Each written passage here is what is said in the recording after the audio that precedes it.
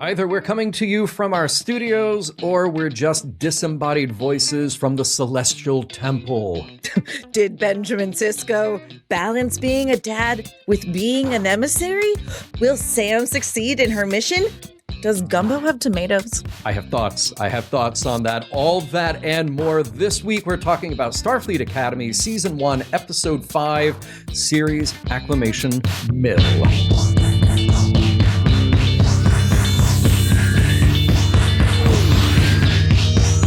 Welcome again, everybody. I'm John Champion. I'm Jessica Lynn Verdi. And we are back with Mission Log Reactor, responding to the latest new Trek episodes as they happen right there, right in front of you. Jessica, we're doing something different this week. Now, this show is free for all on YouTube, but it goes out early to our Patreon supporters. But this week, something a little different. But...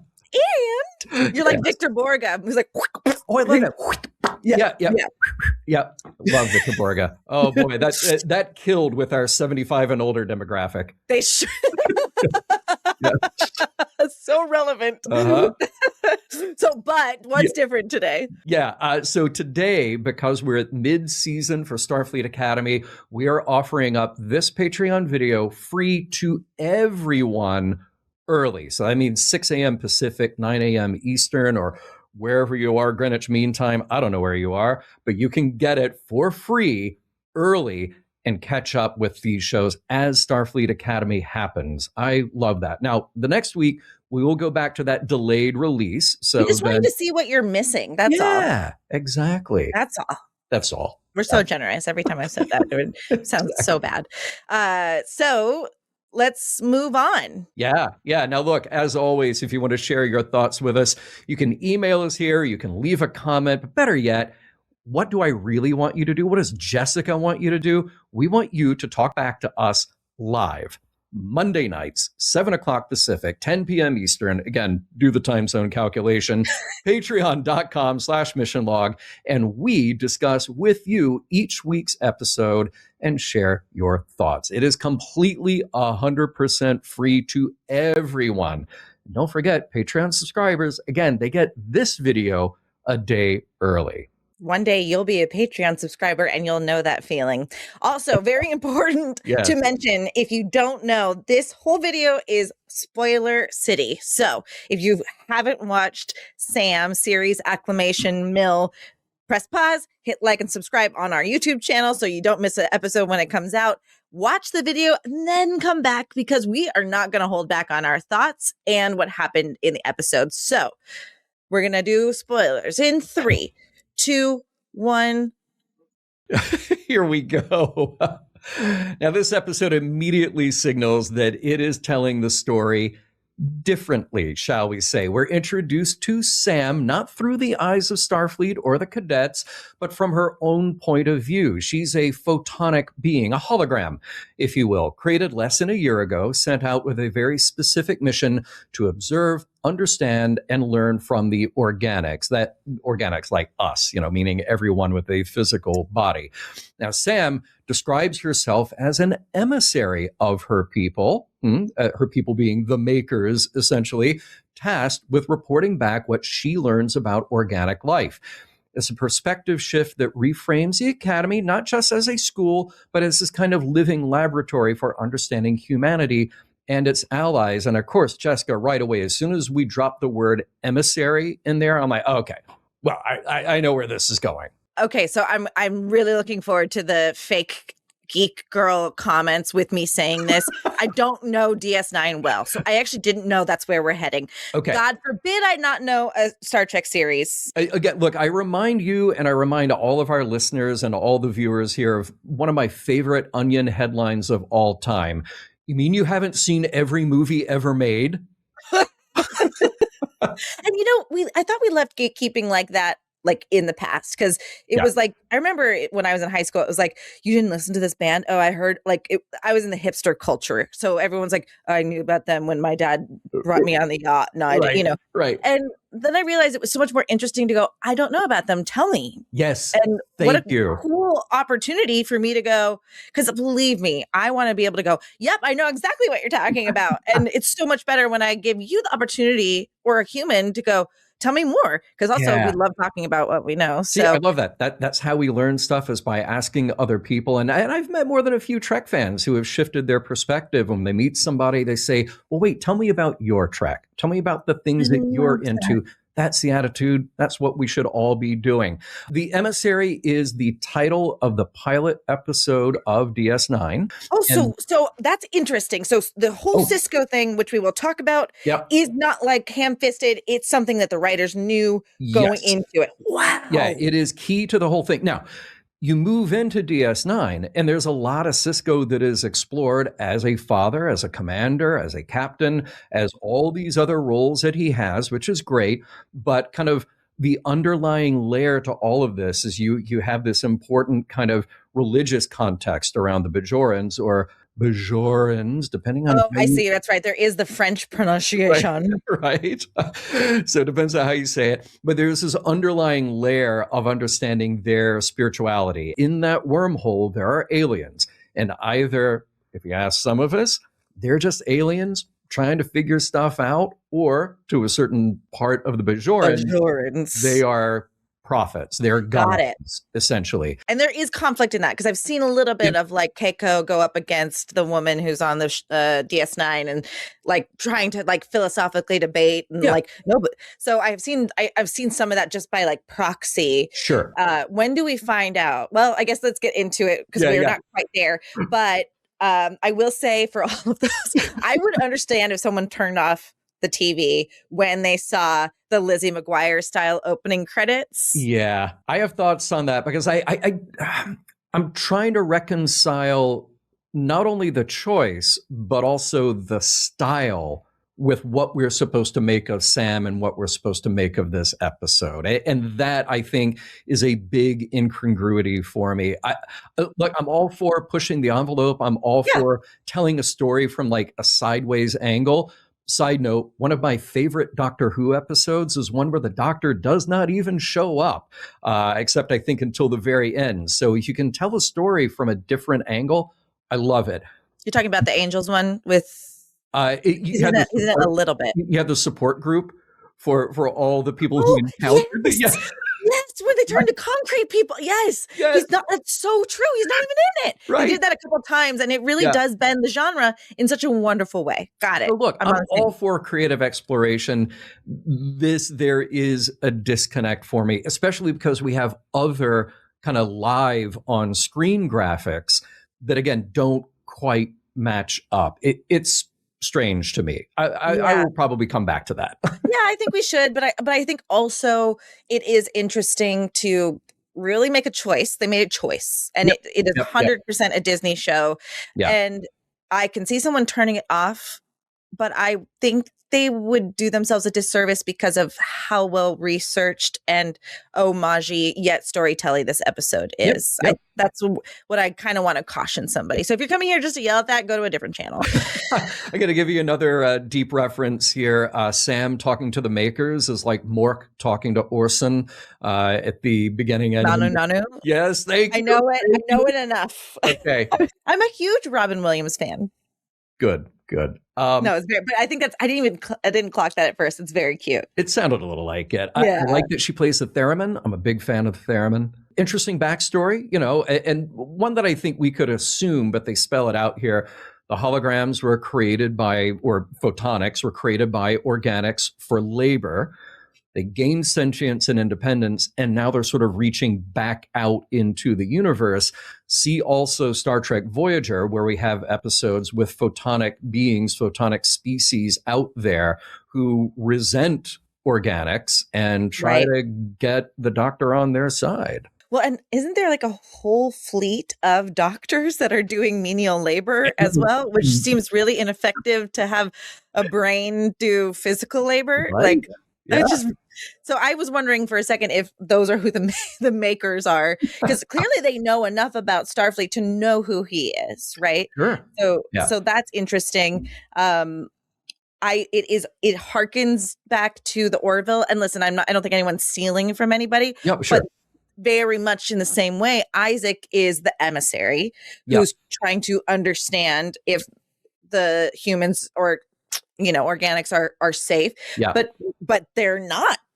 They don't believe them. Like basically the whole plan is to attack us anyway, and like kind of like Trojan horse us with Isaac. Spoilers for the Orville that I didn't warn you about. Sorry about that. That's okay. Let's see here. What else do we learn? Caleb Tarima's situation. It's still ongoing. It's still unresolved, and everybody knows. And whatever. Yeah. I did love the moment though when she. Well, first of all, I didn't love when she was like, flushed face and boop, boop, like the joke. Like I don't know. They're trying to like toe the line of like little risque, but it's like. And I guess kids, anyway, whatever. It just wasn't like my favorite moment. It was like too obvious. It was quite literally low hanging fruit. Sure. But I love when the Orion sniffs Caleb because it talks about the pheromones, or silently nods to the pheromones. And whatever Caleb is eating looks disgusting and amazing, and I want it. Okay, so let me take you back to DS9. Okay. I think we only see it on screen a handful of times. But that is a jumja stick, and that is a thing that exists on. It is a thing that exists on DS9. And the weird like backstage nerd that I am, I want to know. Okay, what was the formula? What was the prop? Is it licorice? Is it gelatin? What are we doing? Then versus what do they make now? And So I want it to be licorice, but I want it to be like sour sweet. And I want it to be gummy. You know what it reminds me of? It's not quite the same, but I've always wanted to eat the gummy bears from Gene Wilder's Willy Wonka. Like that big gummy bear, whatever the texture of that is, like I want that so badly. And this looks pretty good. So I'm into it. Love to know. And you want it to be licorice because you're an absolute monster. Not black licorice. I want the red licorice. Oh, God. Okay. Are you serious? I'm so serious. I'm not talking about Twizzlers, which can go straight to hell. Okay. All right. Good. Twizzlers, we are available for sponsorship, by the way.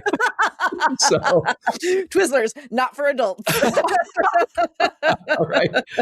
We got our first Benjamin Sisko shout out for the episode. Clearly going to be an important part of the storytelling.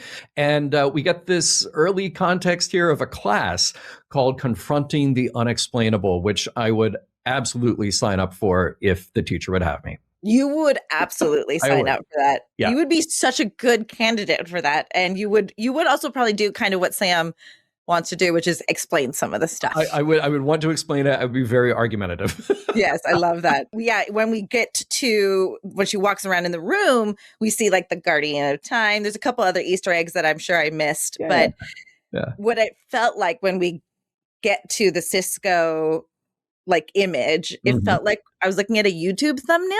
Like, what happened to Benjamin Sisko? And I feel like a lot of YouTubers are going to be really upset because it could change their theory this episode. Right. Yeah, it might. So did you notice who the teacher was? I did not pick up on that until the end of the episode. Oh my God.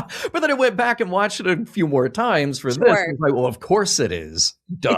It took me 2 seconds and I was like, oh, there she is. And I think I just think it's exactly right. It's Tawny Newsome. If you haven't gauged it, she's Cardassian, though, I think. Yeah. Now, what's interesting, of course, we are dealing with an episode that's 800 years beyond kind of that period of TNG, DS9, et cetera. 1,000 years since now, or the timeline is going to be, but let's just say 800 to 1,000 years in the future. Right. The makeups obviously look different because we're dealing with different production techniques, but I also wonder if there is an effort to kind of tone down and change the makeups a bit. They're made differently. They're all silicone now, whereas back in the day they were foam. They sit differently, and I think they just sort of are not quite as pronounced as they used to be. Yeah, I wonder. Yeah, because you can make the argument of evolution. Do the certain things become less prominent? I think they're doing a really wonderful job of face tone matching too. Yeah. I will say though, to that point, Craggs looks like glued on. Yeah. Yeah, and you can kind of see the seam between the upper and the lower. Yeah. There's nothing that like blends into it. And maybe it's because he's talking. I'm sure they had to have some negotiation to make things work better in terms of like how to talk too much stuff. But like Craig's does look like the blue, but Tawny's looks great. But yes, I think you're right. It's not as Cardassian, or is she half Cardassian, which never gets addressed. Part Cardassian, part Trill. Well, that's right. But do Trills have physical attributes besides? Sure. Well, look at like I don't know Trills that well, obviously. Yeah. So from DS9, if you have like Terry Farrell or Nikki or as Jadzia or Ezri on their own, they kind of look mostly human except for the spots. So you could make an argument that, okay, we're toning down the Trill look, or we're toning down the Cardassian look, because with a Trill, was Jadzia the first iteration of Trill? I guess that was my confusion. First iteration that we met of Dax. By the time Jadzia had that Dax symbiote, Dax got around. Dax had already been in like 7 other host bodies. Got it. Yeah. I guess I didn't understand if the symbiote had effects on physical representation. That's all. Yeah. Right. Gotcha. All right. Well, let's get into it. Here we go again. Sam, and by extension, the audience, gets a rapid crash course in the Star Trek DS9 Benjamin Sisko story, the prophets, the Pa race, the whole thing, the Celestial Temple, you name it. Sisko disappears at the end of the story and may or may not still exist within the temple. That unresolved question is exactly what captures Sam's attention. If she's to succeed as an emissary, this is the kind of mystery she believes she needs to understand. Her research takes her first to the Bajoran Club, where the awkwardness immediately ratchets up to 11. Sam struggles to navigate social norms and customs, and it is very clear that she is not exactly winning hearts. Later, she confides in Chancellor Ake about her people's difficult history and her own sense of isolation. Ake offers practical advice, but the conversation quickly deepens. Sam isn't just misunderstood, she is fundamentally on the outside looking in. Before she can truly understand others, she needs to understand who she is. But that conversation is cut short when Ake is summoned away. There's an unexpected power drain on campus traced back to Chancellor Kelrick. He's heating a section of the Pacific Ocean to accommodate a visiting ambassador and her security eels. Kelrick is clearly out of his depth. Pun not intended, but fully accepted, and more than a little nervous, so Ake steps in to help. So let me ask you, do you think actually Kelrick is interested in the ambassador? Oh. And are the eels sexual eels? By the way, great album title. Sexual Eels. Sexual Eels, yeah. You're welcome. It's Security Eels is a good one too. Yeah, that's right. Well, it's interesting to see Kelrick so keyed up about this one thing. So that's why I was wondering if there was more context. That maybe like he, saw a holo image or read the bio and he's like, "Wow, maybe I need to meet this person." Yeah. Well, because if I remember correctly, Ake says they don't reach out, so it's clear he was the one who would have had to reach out. Oh yeah. So, but like I think there is like a meeting of minds. Are obviously both War College people. There is a potential alliance but it doesn't seem diplomatic as much as it seems like socially self-serving. I wonder if we'll meet Amal, and I wonder if then we'll see Kelrick going to develop his character a bit more. So I'm afraid to ask because I don't want to make it real, but does Kelrick have feelings for Nala? Oh. Or do you think we're heading in that direction? Okay, well, jumping ahead to the end of the episode, they do have a nice reconciliation. He does break down the barrier a bit, which could be colleagues, right? Sure, that are also in similar step. Yeah, I mean, I think there's something nice about Ake anyway, who is so disarming and so self-possessed that whether it's her and Vance or her and Thok or her and Kelrick, whatever, you really get this like meeting of souls. She can really size somebody up, and that's great. And I think that's just part of who she is. Yeah. Woo is the descriptor I would use, and I got that from Clifton's Strength Finders, and it's actually it's a lovely strength where you just know what a person needs, and you can meet them empathetically on that level. And I think she does do that, but she's we're gonna get to what she does, and I'm not happy with her a little bit. Okay, well, we will indeed get to that. Well, look, in this act, we open up with this beautiful DS9 book. It's almost like a children's book, an illustrated book. They should merge that. The merch is going crazy. I don't get me all of this. They listen, I know that people I think people want it both ways. Have your own series where it's new characters, don't go back and rehash the characters. Make sure you do the old characters, but don't do the everyone wants to be one way or another. Yeah. I actually think they are doing their research. I think they are doing canon well. I think they're hearkening back to it really well. And I friggin' want that book. Yeah. It looks so good. It's great. And I just love everybody talking about the story. So Durham calls Sisko Schrodinger's prophet, which is best line. Great line. So good. And then Caleb jumping in saying it's not a mystery, it's a story people tell themselves to keep the monsters away at night, talking about the Bajorans' adherence to the prophets.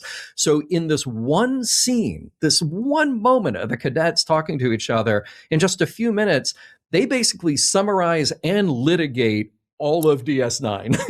You know? I kind of love that. And again, because I'm not a huge DS9 file, I don't know that. But what I think that means is that the series doesn't have to be one thing. That you can go into it going, I believe this and it doesn't tick those boxes, or I believe this and that's interesting. I'm thinking about it a different way. So I love that it's reflecting perhaps the audience. Would that be fair to say? Yeah, I think so. Well, it does a nice job of satisfying the people who know the story, and they can kind of join in on it. But for those of you who don't know the full DS9, you haven't watched it all yet, fine. You get everything really that you need to know. I literally got everything, and I felt the nostalgia it was trying to get out of me, even though I have not seen an episode. Right. But speaking of joining, I love when Occam says, I am a joiner. It's my fatal flaw or my tragic flaw. That kind of self-awareness is so cute. Yeah. And you don't see him in the Bajoran scene, which I thought was interesting. It would have been interesting to watch her fail so badly at integrating. Right. We had a lot to cover in this episode. We didn't need it, but what's kind of reminding me of when she introduces herself to the doctor in the first episode or second episode, I guess. He's like, oh, you're a hologram. And she goes, we prefer photonics. Yeah. And there's a little bit of PC correctness there. I misnamed them as photogenics, which I think is better on our Instagram. That's but nice. I love that she's misstepping too. And I think it's an interesting broader implication to how we as a society should get more comfortable. Hey, maybe you don't know everything, but you should be okay with being told that wasn't the right way to be in that setting. Yeah. And go, oh, I didn't know, my bad. Let's fix that. So I do have a question though. Yep. We learn that she has this emissary task. Why are they giving it to a 17-year-old? Why is it not an adult doing this, or a master or a maker? Why is this brand new little girl doing this job? I don't quite understand that. Well, do you have a 17-year-old who is less than a year old, 277 days or something like that. Yeah. And by nature of being a photonic, by nature of being a manufactured intelligence, you could give this being as much or as little information in whatever parameters you want. So I kind of get the idea. You could, plant somebody in a school setting, plant somebody where they presumably learn what the organics want you to learn.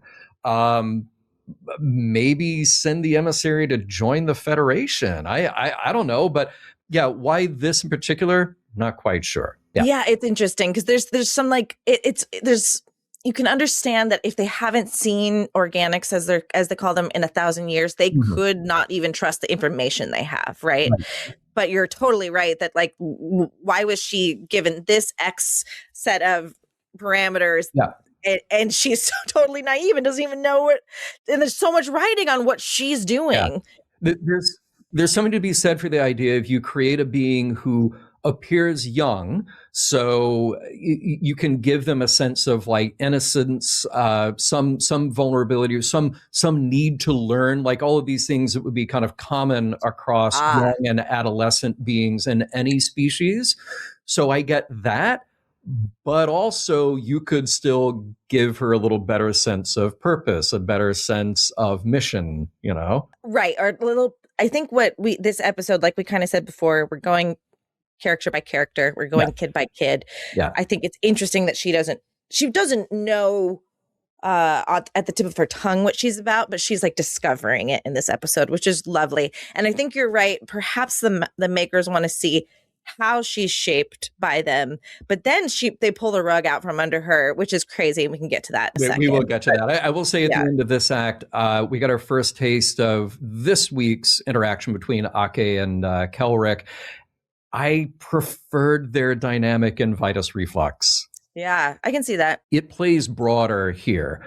Like they're just specifically ramping up the comedy, which is probably a note I will also come back to. Yeah, I think also if you're going to do comedy, do it better. And we'll talk about that in the next act. We will. Okay. All right. So the next act, Sam visits a virtual Benjamin Sisko museum, continuing her search for answers about the emissary and his disappearance. Now, she attempts to make contact through one of the orbs on display, but that goes nowhere. What does catch her attention, though, is the Sisko family tree, which leads her to call up a holographic recording of Jake Sisko. Now, Jake talks about the example Benjamin set as a father and suggests that if anyone can speak to Sisko's legacy as emissary, it might be the prophets themselves. Sam takes all of this in, but still feels that she hasn't made meaningful progress. So again, Sam seeks out the instructor for the Confronting the Unknowable class, hoping for guidance. Instead, she gets an oblique lesson about gumbo and a subtle hint that Benjamin Sisko may have been driven less by answers than by the things that he loved. Sam takes the lesson literally. She prepares a full Creole meal for her classmates, which is met with rave reviews, except for the ractigino, which Cragg immediately spits out. Caleb tries to modify Sam's program so she can actually taste the food, but his programming skills aren't quite there yet. Plans are made to visit the old Academy bar, once a Sisko hangout. Sam considers joining, but before she can decide, the makers interrupt her with an ultimatum. She has 1 week to fulfill her mission or return home, cut off from organics permanently. Shaken, Sam snaps back to the present moment, more determined than ever to join her friends for a night out. Poor little girl. Is that true with the Rectigino? I just rewatched it and I don't remember that moment. Yeah. So there's Rectigino? Yeah. She mentions that she replicated Ractigino, and Cragg goes, "Hey, I guess he'd never heard of it. My people invented it." And on DS9, they're always drinking Ractigino because it's like the Klingon espresso or whatever. And he grabs it, he takes a drink, and he kind of holds it in his mouth for a minute. She asks how it is, cut to him just spitting it back. Oh, I totally missed that. Which, by the way, funny bit, because he's trying the gumbo or the... Loved it. Yeah, he goes, "My mouth is on fire, and I hope it doesn't stop." And I never want it to stop. It's right. So good. It's very cute. It's like... But what is funny too, when he does have the warrior stew, it's spicy, and I couldn't tell if it was like too spicy for him in the previous episode. Right. But he loves this, and I wanted it all, so I wanted to eat it all so bad. Same. It looks that's so good. How I react when I see food on Star Trek. Now the virtual museum, I love museums, and I thought this was such a cool way to do this, to have this virtual display you can just call up and walk through, like in a minor way. Yeah, you can do that in VR now, but it's so limited. But imagine actually walking through it. And all right, this may not mean anything to you, but the people who are out there who know this, look in the background, and when Sam first calls up the virtual display, there is something behind her that looks like the most important prop in the world. Now, it's not the most important prop in the world. It's a little bit bigger, a little wider, and it looks like two of them stacked on top of each other. But I swear, I want so badly for this to be a purposeful bit of design. What are you talking about? All right. There is a prop that was built in the late 70s Okay. by the now defunct Modern Props here in LA. And it's this thing, there's just two big like generators, and in the middle of it, long neon tubes that would glow and flash red. And it shows up, I'm telling you, Jessica, in every damn Star Trek everywhere.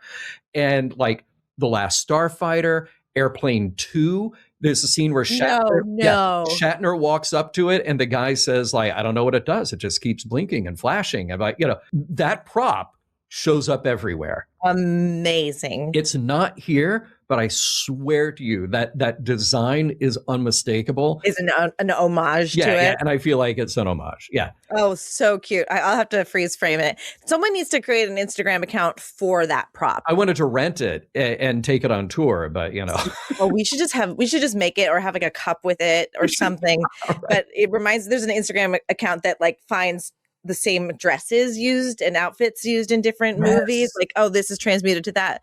Yeah. So have you, the whole museum is awesome. Is there anything like the baseball I knew about Sisko and I thought that was sweet. Yeah, you knew about the baseball and you see the baseball hat. There's something that I do have a problem with though. Yeah? Yeah. Okay. Now you haven't gotten to this episode yet. I don't think so. Far Beyond the Stars, which takes place in the 1950s with all of our cast playing these 1950s sci-fi writers. And this is DS9? Yeah, of DS9. Yep. Yep.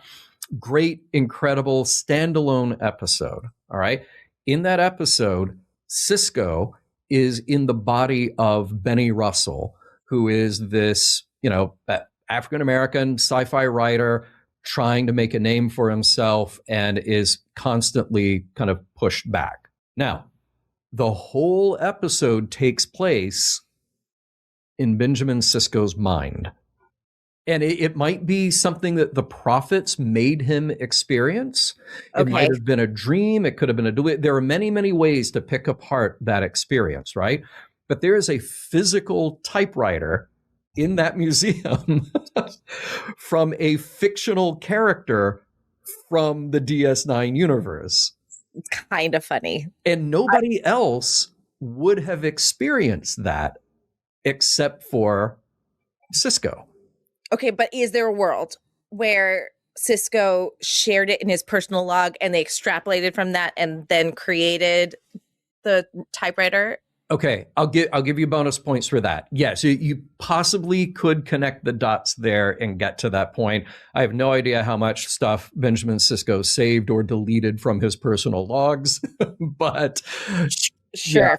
Yeah, because he was like, it's like there's Section 31 in some DS9 too, right? There's like some questionable, yeah. But he could have been like, you could have sat down. Like, I had the weirdest dream last night. And by the way, there is this vintage 1948 Remington typewriter. It was dark green. And, yeah, that. I think maybe if someone wants to yell about that, they can. Good for them. But you can wash it away with he told somebody it's fine, and they just made it. I don't know if you've been following the Talaxian fur fly debacle in the background. Okay. The episode previous, it was trying to mate with the beaker. Yeah. Yes. And this episode, it is eating its own fur. Yeah, come on, you can't trust a Talaxian fur fly. Come on. But they're so special. But don't have them as pets. Just don't. I don't know. Yeah, it doesn't sound like it should be a pet. It should, whatever. Good for them. It's very funny. It's the only part of the Colbert talking out loud that I can accept. The speaker, whatever. Announcements. Oh, we're coming up on one that I did not like, so we'll get to that. Oh, it's bad. Yeah, it's bad. Okay, the tomato debate in gumbo is very real. I will say that as a true, honest God Southerner. Look, I'm of the firm belief that gumbo, by definition, does not have tomatoes in it. It is a roux. I love what she said, though. Yep. Nothing is exactly right. Right. Nothing is true. Nothing is true. Neither are true. So, there's the follow-up. The traditional, original, like, honest to God gumbo recipe does not have tomatoes in it. But if you serve me a gumbo and you said, but this is my version where we put tomatoes in it, I'm like, All right. I want to try that. I'm probably going to like it if you made it with love. I love that. Yeah. I honestly can say that I don't think I've ever had gumbo. Okay. I know. Well, we'll fix that. And look, speaking of making with love, great exchange between Sam and her teacher mentor here. If our choices determine who we are, what determines our choices? What we love. What a message. Yeah. And the episode basically ends with that as much too. Yeah. What a ironic thing, like for all those people that are so hateful about this series, like it's this whole series is just trying to spread that beautiful message. Yeah. Yeah. It's beautiful. And I'm learning about myself in this moment. In fact, not to get too deep, when people have like depressive episodes or like setbacks or emotional setbacks, my biggest advice to somebody, because I did this for myself, would be go back as far as you can remember to something that gave you joy and made you feel good, and then start back from there. Oh, nice. So you may not be able to go, okay, last year I did this and that was fun. That doesn't feel fun now, but you can remember a movie that you watched, start there and go and work up from there to remind yourself what is your lore, what is your part that like makes you tick. And sometimes you just need to be reminded. I think it's interesting that she's not sure, but she does have a predilection to understand that love is probably the aspect of it. Yeah. I do have a question though. How the heck are they just figuring out about cadet night? I know. Like, did that come up at all ever? Like there isn't an ad somewhere? Yeah, exactly. Genesis knew about it, but didn't say anything. Which is very funny. I like that she knows. But just like for that part of it, it's like, of course she would figure it out. Yeah. But like so dumb that cadets don't know about cadet night. Yeah. Yeah. Poor marketing there. Yeah, exactly. Now, look, I know we teased it before about the unfairness of the Maker's mission for Sam. Okay, but look, the parameters, again, I'm just going to reinforce here. They make no sense whatsoever. Here's what it boils down to. Go understand organics. You have 1 week or you failed. But what does understand even mean here? Like, what kind of data are they expecting to get back? There's zero guideline. There's zero guidance. And it just makes me mad about the Makers. It's not great writing, if I'm being honest, right? Like I think it's fake stakes, and really it is a 1-to-1 for like parents getting pissed, right? Like if you don't make your grades in 1 week, like, and you're like, Mom, I won't get my report card for another month, you know? So like, but sometimes like when people are like, a parent is mad, they'll make these crazy ultimatums, right? So it's kind of that, but it's unreasonable. Like what, you didn't know what you were sending her to, that it's a 4-year academy or something like that. And that it was going to take time to learn. You're exactly right to question it. And I don't think it's really thoughtful writing. I agree. All right. Well, let's see what happens in the next act, shall we? Chancellor Kelrick prepares for a diplomatic visit from Chancellor Amal of the Alfarati with help from Ake, the doctor, and Jet Reno. What amounts to a rehearsal dinner quickly becomes a stress test. There are ritual dishes, a pre-scripted Q&A designed to put Kelrick on the spot, and one extremely droopy fish. It's all played for humor until the pressure gets to Kelrick and he lashes out at Ake over her decision to leave Starfleet 15 years earlier. Meanwhile, the cadets head to the Academy Bar, formerly known as the Launching Pad. Caleb successfully tweaks Sam's program just enough to get her holodrunk, and for the moment, things feel loose and fun. When the War College cadets arrive, tensions flare, but so does flirtation. Crag hits it off with a War College cadet, while Caleb and Tarima steal a quiet moment outside, sharing a kiss. The calm doesn't last. Sam, overwhelmed by the intensity of human emotion, loses control, and the night erupts into the inevitable bar fight. Which is actually a very fun rumble. She goes crazy and clocks the girl, and it's real. Yeah. Yeah. It's like a really well shot moment. Like the tensions are there. Darum kind of heightens the tension. Like everyone's getting mad. I will say though, we see she gives herself 12 shots, the equivalent of 12 shots. Right. That would kill a human. Yes. Like it pretty much anybody. Yeah. Especially at that time. Like, if you do it at once, you're done. Like, goodbye. Yeah. And it was I don't think anyone should use that as the litmus for how to get drunk. No, and the only assumption that I can make here is like, okay, maybe we're talking about synthahol. Maybe it's not as intense as like 12 shots of Jameson or something to a human being now, but yeah, it's a bit much. Which begs the question, all of them are 17 besides Caleb. Yes, they're all young. They're all super young. So are they allowed to drink synthahol? Maybe, I guess. It's like there's no questioning, there's no carding. Like, in fact, I'm pretty sure it's Jackie Cox who is the drag queen who is serving, which we love Jackie Cox. Yeah. I have had the pleasure of interviewing her, and she's a huge Star Trek fan who's done really fun Star Trek cosplay. So I'm pretty sure it was her. Yeah. But they're like, here, just have a shot.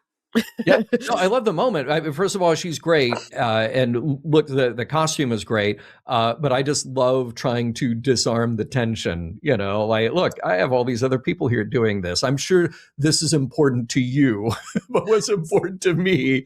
Such an adult response, and it's so funny, and I love it. And you like that would happen in a bar at any night, and I love it. Yeah. So let's go back to the rehearsal dinner. Yeah, the whole thing's a joke. Yeah. Yeah. And that's really crappy. It is. There are funny elements to that. Like the little speakers are funny. And yeah, but like that gets played out so much and they're all aware of it, which also makes it kind of annoying where you're telegraphing the joke. If you did one bit, if you just picked one and you did like, okay, the soup spoons that had the holes in them, like that, okay, that's a funny bit, and they're all a little like, I don't get this. I'll give you that. But if you're just constantly doing one joke on top of another, look, I like seeing a blobfish voted the world's ugliest fish. Come on. Yeah. But, you know, poor blobfish. Poor blobfish. But it's played as a joke, and that's where the episode starts to lose me in another respect because it leans so hard into the comedy. And it feels like we're doing that instead of pushing the narrative forward. So you can tell as that scene is being scripted, oh, wait, we have to do something dramatic at the end. I guess just to make sure you and I are on the same page. Yeah. Ake is pranking Kelrick, right? Pretty much. Yeah, by doing her Queen Elizabeth voice, you know. Well, no, but like with soup spoons with holes in it, with the speakers, by making him play. I don't think this is actually what he's supposed to be doing, especially because Jet Reno doesn't know about this. Sure. And it seems like, I guess what I'm saying is it's not clear. And you're exactly right. They're doing one weird thing after another. And you're almost going, okay, this is some weird ritual that we just don't know about. Yeah. But I think they're just trying to humiliate him. And it doesn't work. And the blobfish, it's not a good punchline. No. And by the way, I would say, though, that the doctor is the most earnest out of the bunch. And if he starts out very intently like, here's the pad that has the order of the evening and everything that we're doing. No, so Ake says that. Nala says that. She goes, this is the entire order. And I think you see him, because Tig is like, I don't know what's going on. And we're all Tig. She's there to make fun of him, but she doesn't quite know that. Yeah. And I think the doctor's in on it. Okay. But again, I don't think it's shot well or written well to make it that we're playing, like, poking fun at this guy, which, if that's what they're doing, sucks. Like, yeah. Because, someone brought up a really good point, like, how is empathy getting back at the War College, which is what they were dealing with last week, Right. Like, I don't know what lessons we're teaching her here. And she's just trying to be friends with the guy. And but he actually needed help, you know? Yeah. It's just, I'm with you. It doesn't land. It's too many jokes after another. And the fact that we're not exactly sure what they were trying to accomplish is a failure, I would say. The scene made me uncomfortable the more I watched it because it just lasted too long just to show me, like, to telegraph to me, look how funny we are. And I don't respond well to that kind of thing. I'm sorry. Let's come back to our bar scene. Okay. I don't really love actors playing drunk. It almost always feels false. You can give Sam a lot of benefit of the doubt because she's photonic and has been given 12 virtual shots. Yes. So you can give that a little freedom.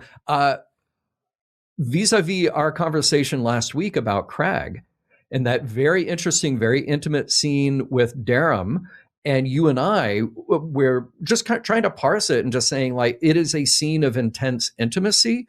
Whether or not it is played romantically may or may not be besides the point. But here, now, we have confirmed that Crag at least is having this personal romantic flirtation with this young hottie from the War College, right? All right. And clearly that is your perspective on this young hottie. You didn't have to say young hottie, you guys. Well, I think that's right. Like when I finally realized, oh, this guy's also gay too, or interested in, again, I think labels are like they should be gone in 800 years, right? Like, the label, the label doesn't matter as much as like, oh, these two are interested in each other. But they tried to telegraph it with this War College kid earlier, and and I'm going to use the word actually and not walk it back. It was a failure in how they did it. And I truly believe this. So the first time we deal with this War College kid is when Crag is told to hang back and make jokes to buy Caleb time. And the kid goes, no, I want to hear the end of the joke. Yeah. I thought he was ragging on Jaden. Yeah. It did not read going, oh, but you're kind of cute. I just want to keep talking to you. Sure. Bad either cinematography or young actors not acting well. Yeah. Skip ahead in that same episode to when the Vitus Reflux runs everybody out of their dorm. That same cadet is like starts playing with the flower and looks at it lovingly. That guy. It's that guy. Okay. And I effing hate it. Because now that we're seeing him flirt with Crag, I'm like, oh, of course the gay guy likes the flower. Yeah. And that's really annoying to me. Yeah. Like, they're telegraphing it in a weird way. Very interesting. Now, look, I do love the line that Crag has. Your bearing is also impressive. It's so cute. And I didn't clock this the first time I watched it. The second time I watched it, it gives more credence to your theory that like I didn't like hear polycule, and now that I was like, oh, of course that makes sense. Yeah. Durham isn't like just mad that Crag is talking to the War Cadet college guy. He's maybe a little jealous. Maybe. Yep. He's mean when he says it. He's not nice. Like he pulls Jaden away and is like, your judgment is off, or like you're just like talking to the trash. I don't know. He said something really mean about the War College kid. He really did. But it starts this great fight, which is funny and terrible for all of people. Which, of course, by the way, has to interrupt our sort of YA moment, our rom-com moment with Caleb and Tarima outside in the alleyway there. And look, if that is what has brought you to this series and you're enjoying that, I don't mean you, Jessica, I know. You generally. I'm laughing at that person, but yeah. If that's what has brought you here and you're enjoying that part of it, also, it's not speaking to me for a variety of reasons. Sure. Yeah. But I will say this, I recognize that scene. I've lived it. I remember it. There's certain things I don't want to go back, right? Like there's a reason why I don't watch the CW. I'm not watching Gossip Girl. I don't want to go back to Jessica at 25. But I know that scene and that's how it goes down. And you live for that moment. So if you're here for that, I get it. They're doing it well for people that like that, I think. Sure. I do have a question though. Why are they letting Sam just lay on the bar? I know. Although the bar was like the setting was really cool. They had like images on the bar. There's some pretty Jackie cool design. needs to come back and like get off my bar, you know. Jackie's there. Yeah. Jackie's just like doing something else and Sam's just laying down. Yeah. And Jackie doesn't go to grab her until like she goes to run off or something. Right. And like you just don't let someone lay on. I would get kicked out. Right. Right. But this scene kind of wraps things up with one more terrible Stephen Colbert announcement. Yeah. Okay. So he makes the joke that I made probably when I was 15. It's like, we're going to Muir Woods to look at the impressive, oak trees, whatever, or redwood trees. So if you like morning wood, join. I can't believe I even just said that on our show. It's actually upsetting. And then he laughs. Yeah. At his own. Yeah. So he's a real human, or is it like who is an AI voice run amok? Look how funny I am. Let me ask this. Yeah. In no uncertain terms. Okay. Using the framing of PC culture. Yeah. Is that inappropriate? I think look, all jokes can be good or bad depending on context. The context here is completely wrong. Because that's what I mean. If you're looking at that, I don't mean like for us. I'll make the joke about morning wood all day long. Yeah. Whatever. Yeah. I won't, like you said, but it's in a college. Yeah, that's it. And by the way, I don't mean all jokes. I mean all topics. All topics or jokes can potentially be funny given the right context, given the right punchline, et cetera. That was a good cleanup there. This is botched completely because partly it's breaking the fourth wall. You don't need to tell. This is kind of a Lower Decks thing, which I think Lower Decks got better at over time. But when you have to stop to tell the audience that was a joke, I think you have a real problem. Yeah. It's not funny. It's not appropriate. Yeah. And it's kind of made me really sad. Yeah. It was like, it's worse than I thought. Yeah. Like the flaxseed and fur fly, if you're paying attention, it's a funny through line joke. And not everyone knows what a fur fly is, all those things. Yeah. This was bad. Yeah. Agreed. All right. Well, let's see if we can redeem it in our last act here. All right. So Sam wakes up with what amounts to a hollow hangover as the doctor patches up the cadets after the bar fight. Sam is apologetic, but also honest. She was trying to get closer to the human experience in order to better understand Benjamin Sisko. The doctor reflects briefly on knowing Jake Sisko, praising him as a writer, but when the subject turns to loss, his advice is blunt to the point of being shocking. You deal with loss by getting over it. The comment leaves Sam visibly shaken. Before departing to meet Chancellor Amal, Kelrick has a final conversation with Ake. After their earlier blow-up, Ake reframes things for him. He needs context. He needs understanding. Kelrick even manages to laugh at how badly he handled the rehearsal dinner. If he's going to succeed diplomatically, especially with Amal, he'll need to loosen up and actually get to know the people he's dealing with. Sam returns to the instructor for confronting the unknowable, now discouraged by what she's learned. Sisko, like Sam herself, lost the things he loved, whether he succeeded or failed. That's the burden of having a life already written for you. The instructor offers her something else to consider. A loan of Anselm, Jake Sisko's finished but unpublished work. Maybe there's another way into Benjamin's story. As Sam turns the pages, Jake appears again, this time to talk about how his father ultimately lived his life on his own terms. Benjamin married Cassidy Yates despite the prophet's objections. Being the emissary required sacrifice, but it wasn't a life devoid of love or connection.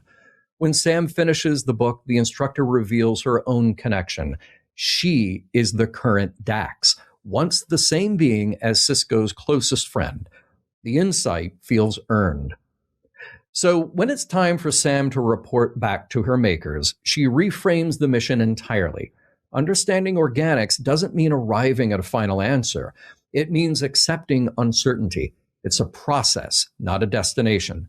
And Sam will succeed on her own terms without the threat of recall or restriction. All right. And look, and I left out the final VO, which we'll get to. That's its own thing to deal with. Yeah. How about the doctor giving it a little bit of a dark turn there? I mean, his attitude about get over it is serious. And I guess you earned that after 800 years of losing people. I think that's right. And I think it gives context to his reaction when Sam mentions Gwendola to him and the Prodigy crew. So she lists like, oh, you were on Voyager. And then and he like shuts her off really quickly. This is like the first or second episode. And and then leaves her in that moment. And so everyone was like trying to say, what happened to Gwendola? Oh my God. And I didn't think there was something big, but it did hearken to him feeling something. So I think he misses these people, and rather than deal with it, he's shutting down. So we may see him come to terms with that, because we know that that's not a really healthy way to deal with something, because it's not great advice that he's giving her, but we're seeing what the impact of being, like you said, this old is having on this being. It's sad. Yeah, more to explore here with the Doctor, for sure. Yeah, I think so. Yeah, so if you're a Star Trek fan and maybe you're not connecting immediately with Starfleet Academy, there's this, when it's done well, they're weaving in these older stories, I think, in an impactful way. And I just feel like there's more to come with the Doctor, because how can there not be? You know? Yeah, I was thinking, just apropos of nothing, it's really lovely to have Picardo here. I think it's really nice to have that through line. And it's nice to have a younger version of himself, for lack of a better phrase, to like experience and maybe learn from. So it gives this show tenure, and I don't think it's unearned in that sense. Yeah, agreed. Cool Easter egg for any TNG fans out there. Also a plot line referenced in the final season of Discovery. But when Sam goes into that classroom for the last time, and kind of dead center, she's looking at the Benjamin Sisko image, right? But to her right and our right is an image of the progenitor from the TNG episode The Chase, sort of the birthplace of all bipedal humanoid life in the universe, which is cool, kind of awesome. Very cool. Yeah, I did not catch that. Yeah, so I had to go and freeze frame that one. Yeah, well, I'm going to have to. So Anselm, is that a book we knew he was writing, or is this like, what's the title? Is it hearkening to anything? I honestly can't remember, but I feel like I've heard the word before. Look, I've forgotten more about Star Trek than I know, but I love that feel phrase. like that it's in there. But let me ask you this. First of all, cool to reference back to a Bajoran word, and you see the Bajoran logo on the book. That sequence where we have this graphical life given to it again, if maybe we had saved all the graphics, all the on-screen stuff for that moment, maybe it would have felt more special. Yeah, maybe it would have felt more special. It had an air of mystery to it, because I want to ask you, are we seeing advanced technology by opening the book, or are we just seeing Sam's internal experience of reading and assimilating data? I think it's the latter. And because Jake comes and talks to her, and talks to her very personally, right? And he says to her, I don't know, girl, this is your thing. Like, so he basically like says in so many words, this is not how everyone else is experiencing this. You've manifested me in so many words. And so I think they were trying to physically represent, when the words start lifting off the page, how she's assimilating the information. I think that's right. Because if the timing is correct, Tawny's character gives her the book and then comes to get it like 30 minutes later. Or something. Yeah. Well, hey, hologram can read fast. You know? Do you think it's different than that? Do you have a different take? I just, since she saw the Jake Sisko hologram earlier, it is not inconceivable that in the 24th century and beyond, you could have a book that has some sort of hollow layer to it, something else that gives you sort of a deeper experience with the book. I mean, again, now, like, you can buy a book that has a VR, AR element to it. Sure, that's right. So I don't think in this case it's literal. I do think it's Sam just sort of pulling together all these layers of experience, and we get to see it through those eyes, which then makes me think all that early stuff is just way out of place. Yeah, they really want it. it's so interesting for her to not know herself very well, but have this really girly approach to like a Dear Diary, to send this to Benjamin Sisko, which we don't know that's who she's talking to at the beginning. Yeah. Like it is incongruent. It's a choice. I don't hate choices. It's just, but it was jarring. I think the insinuation here is probably even when books were being written, when Jake wrote this, they weren't leather bound and on real papyrus, Right. So I think this is like, might as well just be his diary kind of thing. But we did early on. This is a DS9 thing that I remember, is that Jake actually had paper and pencil, and so that was kind of cool that you had this throwback technology. Sweet. Yeah. See, hey guys, you can't yell that the writers aren't doing their work. They might not always get it right, by the way. Yeah. But there's some research going on. There's some thought going on here for sure. Sam says, I think the prophets are jerks. Right there with you. So are your parents sometimes. Yeah. I think Jake's kind of final thoughts land nicely, though, that the emissaries matter. They provide stability, even when there's real sacrifice involved. Like that sacrifice is not for nothing.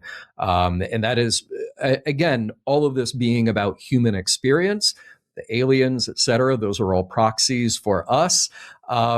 It drives home this human value of sacrifice where warranted, where needed, because you're serving a greater good. Yeah. I get it.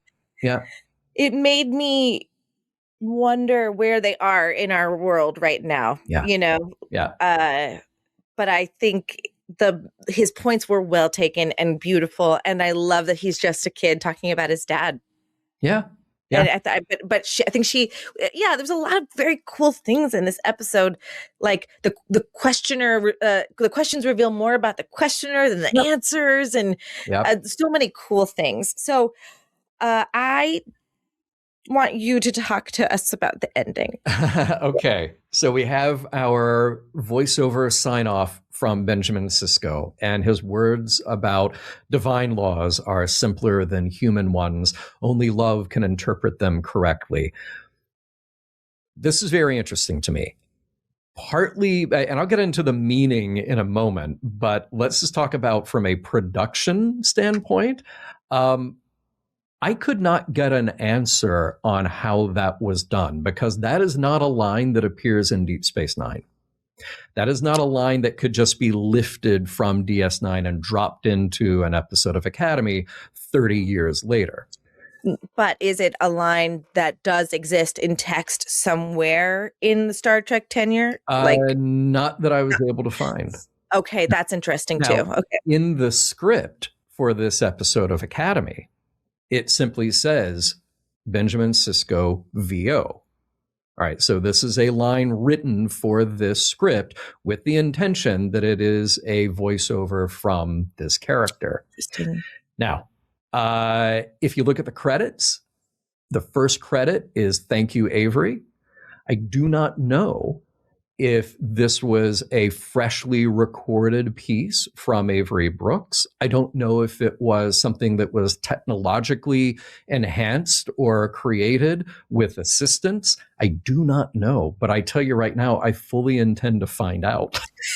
Well, now it's making me wonder, because if you don't know, dear reader, listener, we get this a little early. Yeah. Is this information that's going to come out as this episode starts to come out? We may not know that. Well, let me just tell you. So I happen to work in a place that has a bit of connection to Star Trek production. And I tried to uncover every resource that I could, including looking at the script, to figure out what this was, and I still do not have an answer. So it's pretty cool that you could go look at the script. That's me being an emissary between Roddenberry Entertainment and you, dear listeners. It's a little self-important, John. It is. I am not that. There's no level of sacrifice. No, you are an ambassador in so many words. I've said this about you before. Okay. You are a conduit. You see where people are good and you give them the opportunities and you plug them in where possible. And that's not a gift that many people have. A lot of people go like, me, it's mine. I don't want to give. And you have never exemplified that. So no. there is. I need people better than me to do the work for me. It's a beautiful thing. So that's it's a beautiful thing.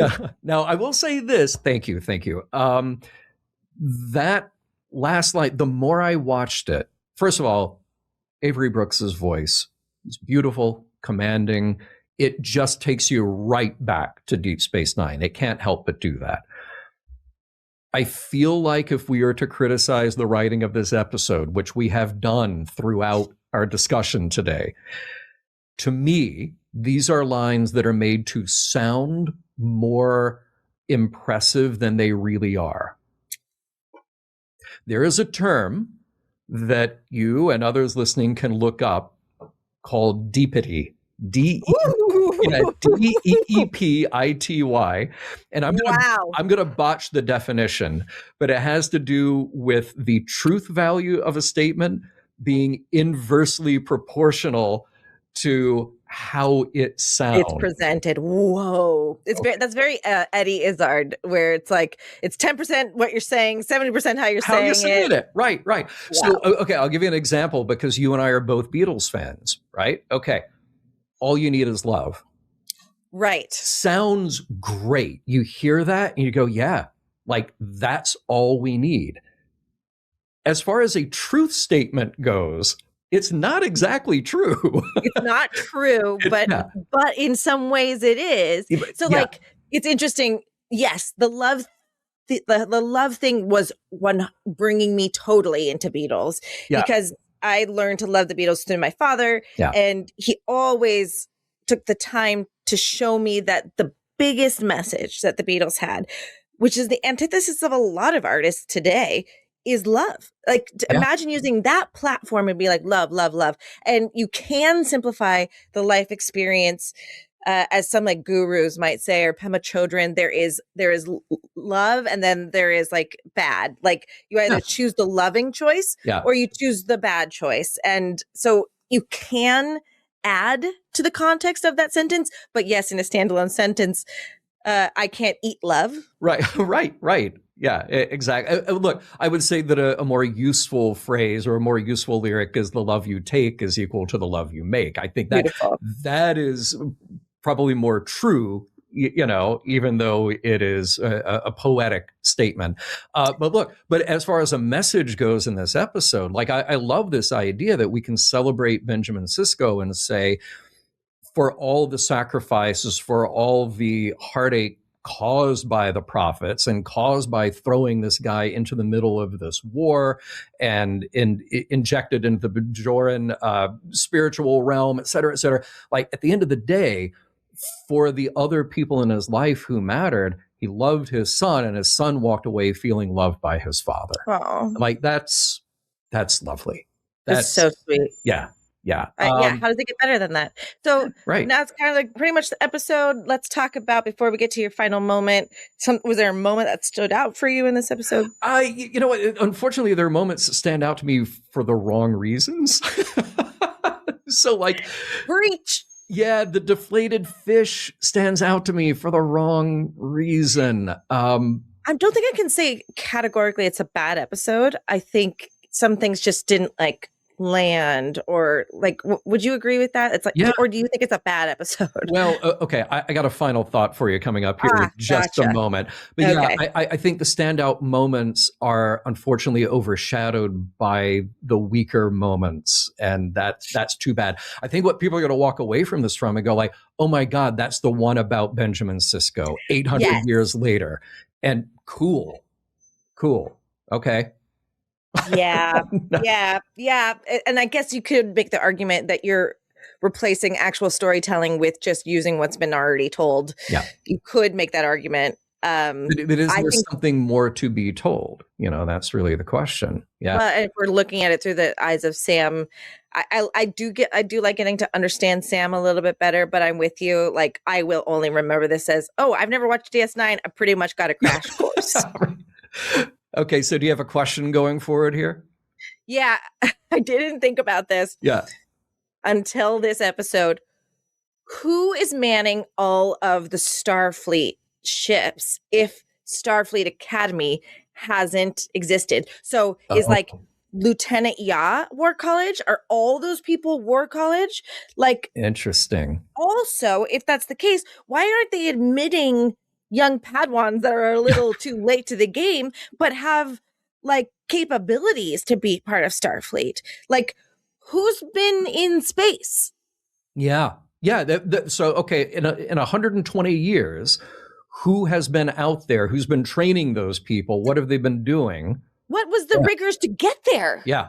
And maybe this war college is sending them off into space, but then like Ya isn't like war hungry and like what? I don't know that it was that. I don't know if they solved that problem or they just kind of went, "Welcome back, everybody."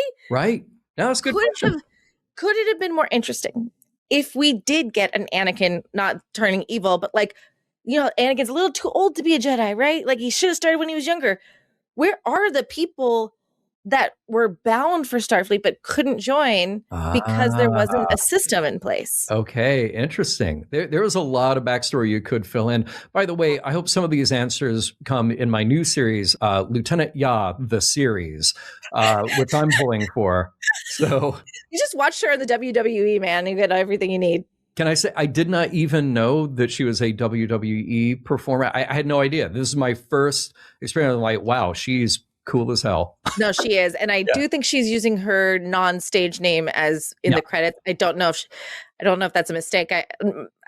We know her as Becky Lynch because of her wrestling career. So there you go. What about you? Any questions? Yeah, I mean, this episode set a really interesting precedent to have a deep dive into an older story. So I want to know going forward, are we going to deep dive additional Star Trek lore in this series? Like, is that going to be one of the cornerstones of Academy, or was this Sisko tale a one-off?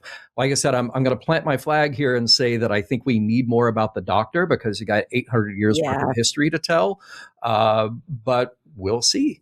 So it's possible we get some Voyager deep dives if that happens. Yeah. Now I'm seeing like the forest for the trees. It's possible they're doing that because they could be like, hey, we also own the rights to DS9, so you might as well watch this series. Like, if you don't want to watch this, go rewatch DS9. Yeah. And I don't know if it's as plain and bold-faced as that, but that's making me wonder now too. So is there anything in this week? Like, I think, again, because we're doing character to character, we're not necessarily getting huge through lines. Yeah. And this is the middle of the series, right? Because we're only getting 10 episodes. Yeah. So do you have anything that you're looking forward to, hoping we don't do again next week? Or, I hope that a layer of maturity to the Caleb Tarima relationship shows itself, because so far just not seeing it. I think we're doing right by Cragg, by Jaden Cragg so far. Loved last week, and the little hints that we got this week I think were really nice. The skirt is such a cool choice that he's like able to express himself better now. Yeah. I think I'm sort of done with Sam for a moment. Not that I don't want to see her again. I just feel like we got a lot here, and there were just a lot of wild variations in that character. So I think we can tone down here for a moment. We got it. Yeah, I think that's right. I want to see more of Genesis. I just think like there is, for one of the younger characters, there is the streak of maturity and ambition, and she's always kind of got a new thing to reveal. So I want to see more of her. Yeah, I'm with you on, we don't need as much Sam right now. We got it. I think you're right. It's probably Genesis next week. I'm gonna make a prediction. Okay. I think they're gonna kill off Tarima by the end of this season. All right. I think it's going too fast, too quickly. Okay. There's going to be nowhere to go. I can't see this relationship lasting for 5 years. I think there's going to be serious implications, and I think we're not going to see her season 2, episode 1. All right. I am very curious to see if you're right. I don't want to be right, but I think I could be. I get it. All right. Well, Jessica, as I sometimes do, I have a final thought.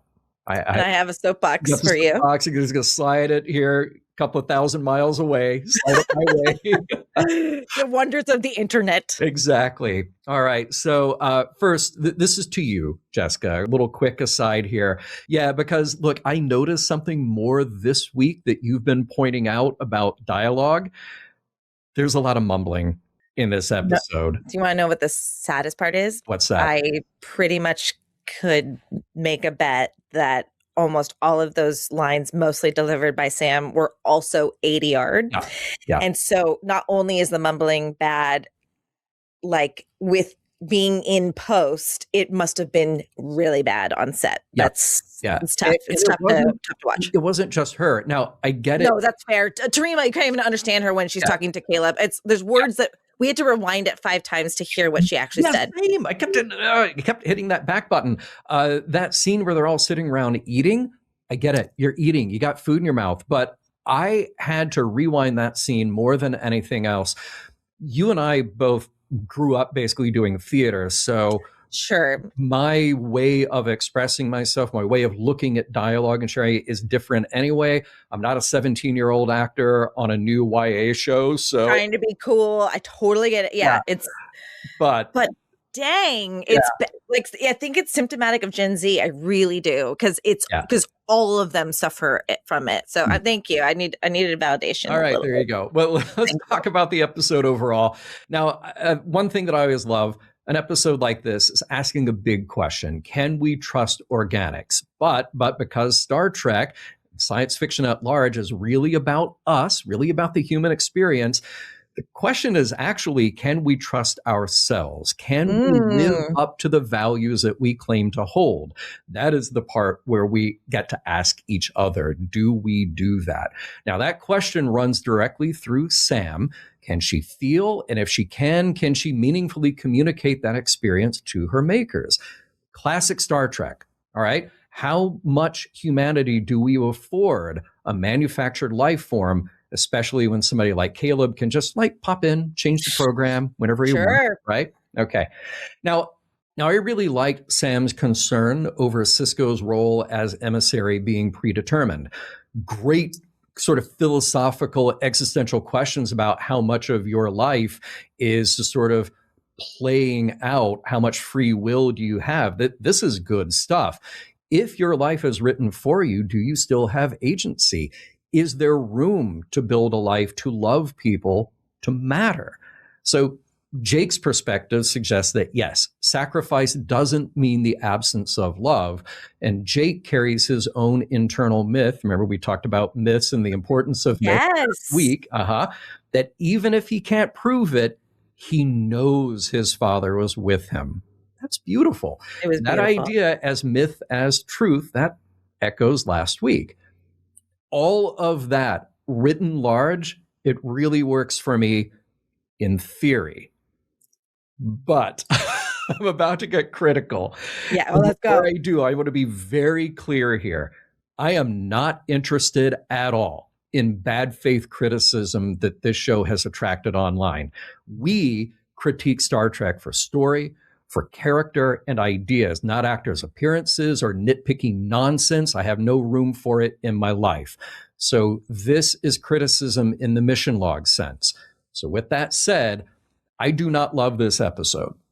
Yeah. In fact, it is my least favorite of the 5 that we have watched so far. Really? Yeah. Now, granted, we've only watched 5.